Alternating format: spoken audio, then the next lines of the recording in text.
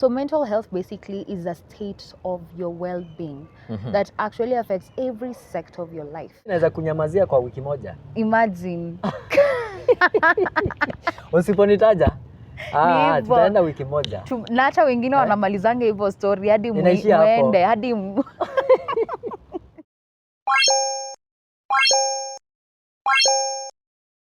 Happy holidays. I know it is on December holidays. Where are you going for vacation? For us, we are here. And for today, we have a special guest, as you can see. Actually, this is Dr. Frank 254. Make sure you subscribe and join the family. And today, I have a very beautiful lady here.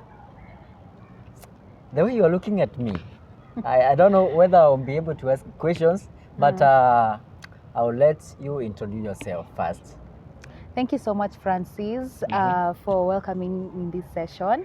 By name, I am Constance Cherono. All right. Yeah, I'm a graduate of computer science, specialist as a software engineer. Software engineer? Yes. Hiyo ni ile akili yani unafunua ma computer ama ni gani? Ni hiyo sasa. Bana, tari sana. Congrats. Asante sana. And you look beautiful. Thank you so much, Frank.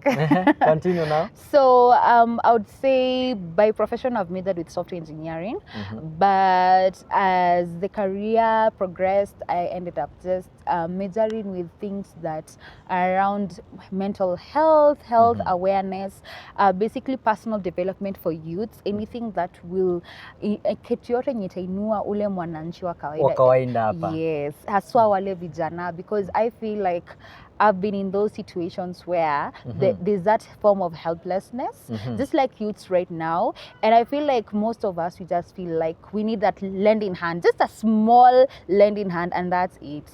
Yeah. And I remember last time that we met, we were church mates. That is 2021.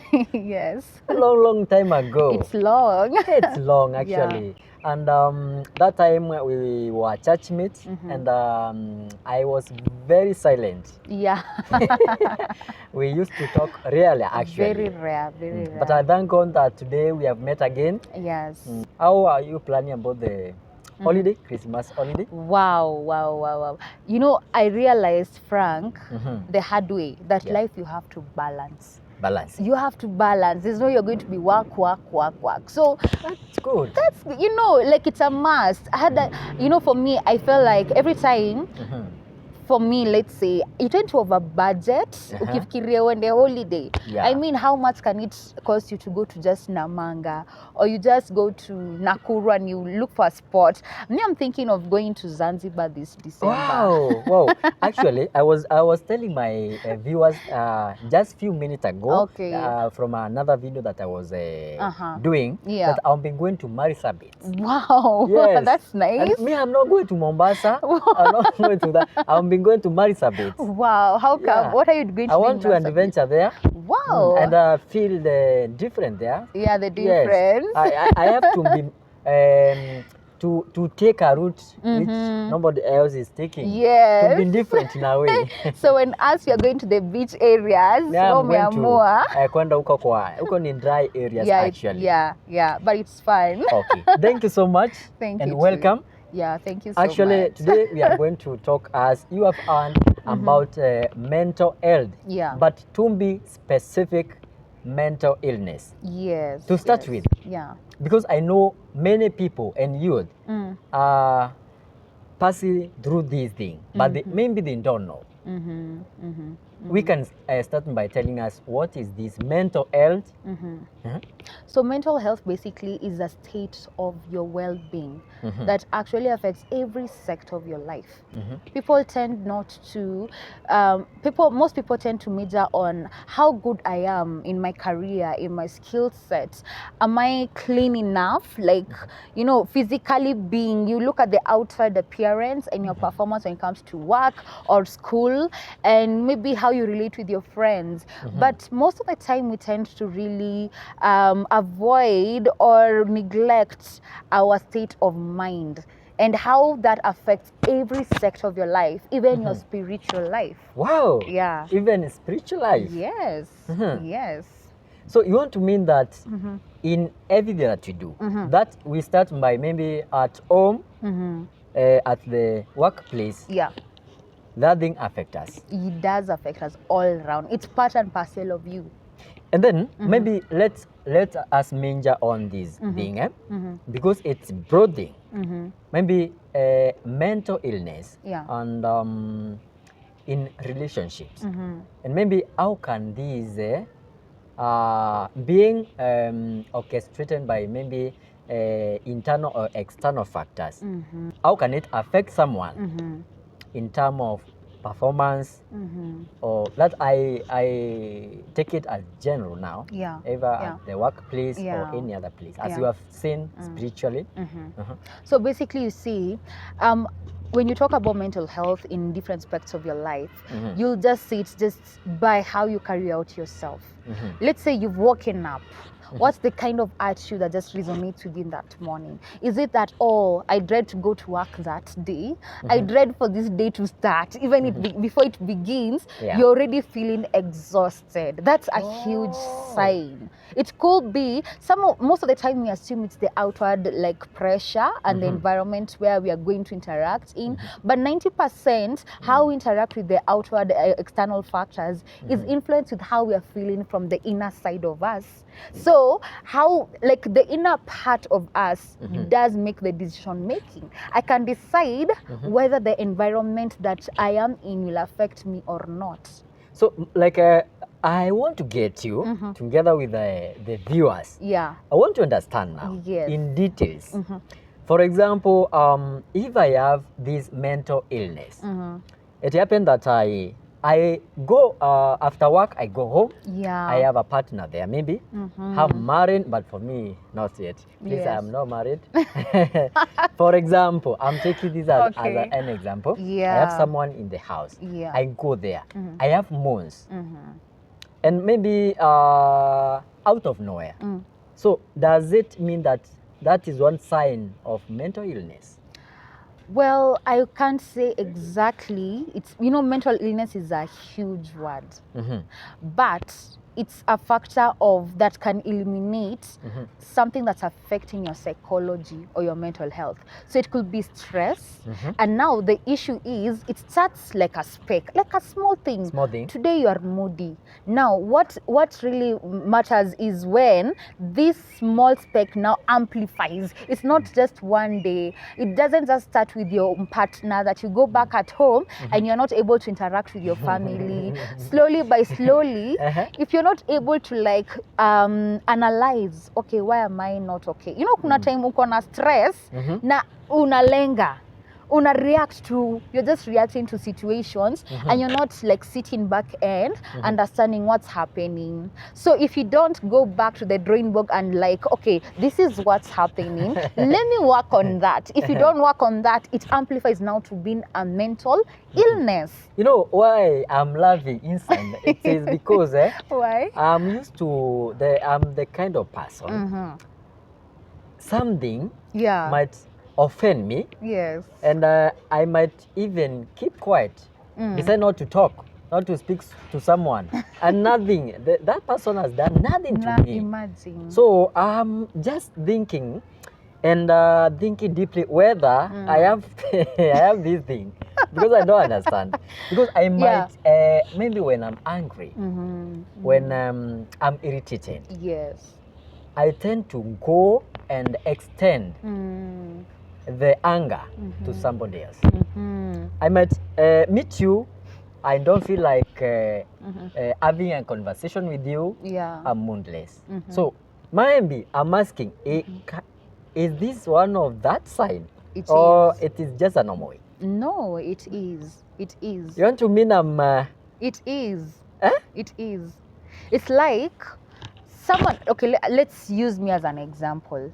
Let's say you're at work, then someone just did something and they angered you, but you didn't respond to that. Yeah. You just kept it in. Then you're like bottling it up. Trust you me, the person that you're going to be free with, the person you didn't pour it out at work, it's because you're not free with that person. Number two, it's because this is a workplace. You do not know how they'll react. You don't want it to affect your work too. Yeah, sure. But the moment you meet the person that you are free with, it is wrong for you to burst. Yes. It is extremely not okay. It's not in the right place. So what you mean is that if I have an encounter at work, am I supposed to solve the issue there, or I go to someone that I'm free with? Well, it's just a matter of balance and wisdom, a lot of wisdom. Because I know there are people you can approach and they'll even amplify your anger. Sure. Yeah, they can even twist the whole situation to look like you're the one who was in wrong. The cause of the problem. And that's what people so-called in this now age, the narcissist, like you twist something to be like, it's not like that, but now it makes you look like the other person was a victim. You understand me? Okay, I'm getting you. But now, I want to know, what causes this thing? What causes mental illness? Do you know it comes from a way of us understanding from our environments on how to deal with baggages? Just how you were brought up. You see how your parents are relating. You see how your friends are relating. But let's start from your childhood. It starts from there. 90% of our mental issues or our psychological issues starts from how you were brought up. You see, if you are brought up in a place where you are not allowed to open up and communicate in a proper way, not to lash out, not to shout, and that's your way of expressing your anger. No. But how you express your emotions counts a lot on how you are brought up by your parents. I get that point now, because sometimes all the children of these days, you find a very small kid, maybe 2-3 years, and the kind of language that child is using, even insult. Unasikia kwenda wewe ng'ombe, kama kwa plot hapo, kwa plot naishi, nimesikia mwingine katoto kandogo hivi kanaambia mwingine, wewe uko na kichwa kubwa, sijui kama nini, ile mchongwano. But I was asking myself now, this is not right. Huyu mtoto amejulia wapi? Just from the environment.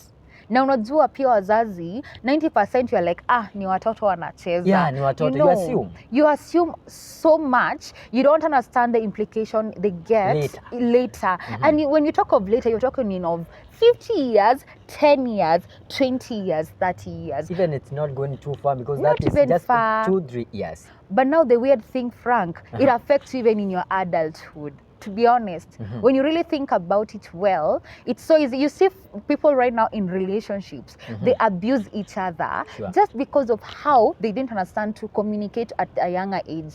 So if I tell you, Frank, I don't like it when you shout at me, assuming we're in a relationship, but that's the only way that you understand how to communicate. Whether you're angry or not angry, that's just how you speak. That's how you're being brought up. So imagine how many relationships will you have to abandon for someone to understand that is how you communicate. And again wanasema samaki ni mkunje angali mbichi. Exactly, ni hivyo. So when you don't mkunja akiwa mbichi, ule mtoto itakuwa vigumu sana. But kuna wengine wanasema huyu ako na tabia hizi, lakini nitamchukua atabadilika. Ni ngumu. Frank, I'm talking out of experience, and I'm telling I'm talking on behalf of ladies. Because I feel like I feed the ladies more because I'm a lady. But no, and just make sure you know and understand that I'm the boy child advocate. Usifinyilie boy child sana. Hata siwafinyi. Good. But to be honest, as a lady, you really have to. Hii story ya kuwa sacrificial lamb hapana. You have to have just stay in your lane and make it broad, like just in the broad light that this, even if I can compromise in a relationship, no, there has to be boundaries. You don't allow someone to. I've been in that situation whereby I allowed someone to just step over constantly with the grace period of his healing. He's going to be okay. And then when I was not okay, I was expecting the same kind of shoulder, which I never had. I never got it. The person that you're talking about, you just assume that the person will change. Yeah. But You ended know, up not changing. out of love, Uh-huh. you're like, this person, let me give them the chance to grow. Because they are grown, obviously, but they are going through stuff. Something. Yeah, they are going through stuff just like any other person. And because you already care for this person, you're like, okay, maybe they will get over this phase. And this comes back to trauma and mental illness, because you find people who have gone through stuff, but they don't deal with it.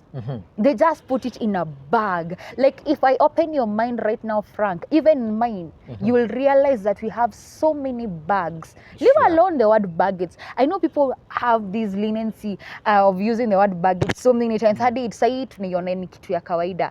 But people have they've packaged issues. Special packages Yeah. inside that thing. Thank you. Wow. And you're like, there's this fear of, okay, that is part of your identity.